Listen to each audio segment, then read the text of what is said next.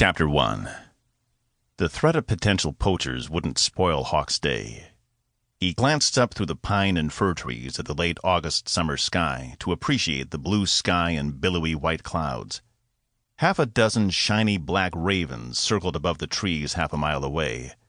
So much for thinking he'd come upon the poachers before they did any damage.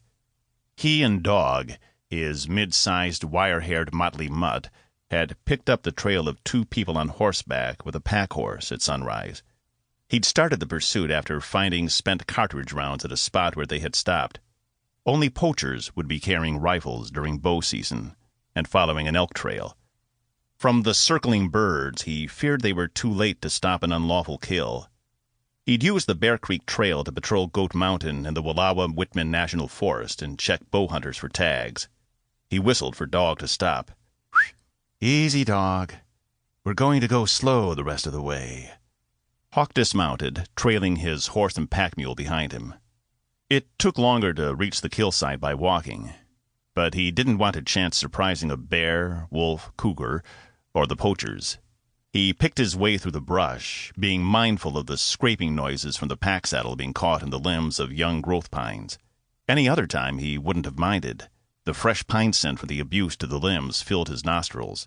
Dog's tail started whipping back and forth when they were 20 feet from the area where the bird circled.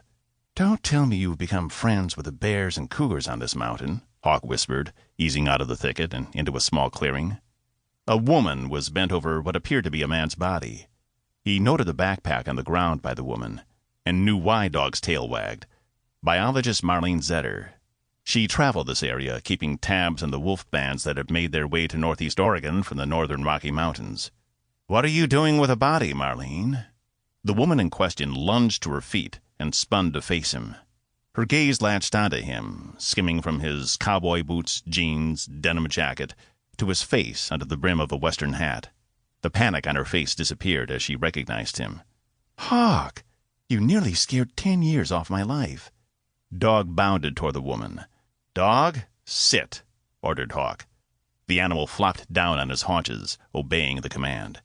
"What are you doing up here alone and leaning over a man's body?" Hawke dropped his reins and walked over to the body and woman, studying the ground and taking care to not cover any tracks. She pointed downward. "That's what brought me here." Hawke scanned the dusty camouflage boots, pants, jacket, orange transmitter collar around the man's neck, and unseeing eyes. He whistled. "Why does he have one of your collars?" She shook her head. "We were doing a count in the area. Roger was up in the helicopter. He gave me quadrants for about a mile to the north, but as I worked my way that direction, I stumbled over this." "Did you touch anything?" Hawke walked her 15 feet back from the body. "No, I'd just knelt beside him when you arrived." She glanced around him toward the body. "Why is he wearing a tracking collar?" "I don't know. Stay here. I'll start my investigation." Hawke walked over to Horse, his pack mule, and retrieved a camera. "If you have radio access, notify dispatch. Tell them I have a body. We'll need the medical examiner and a retrieval team." He didn't wait for Marlene to reply. His digital camera, radio, and cell phone were the only pieces of current technology he used when on duty as a game warden in the Eagle Cap Wilderness. Before he began documenting the area with his camera, he did a quick look for footprints. He found Marlene's. She came from a southeast direction. He noticed 2 sets of tracks, one of which matched the boots on the victim, that came from the northwest. The other set came to where the man lay.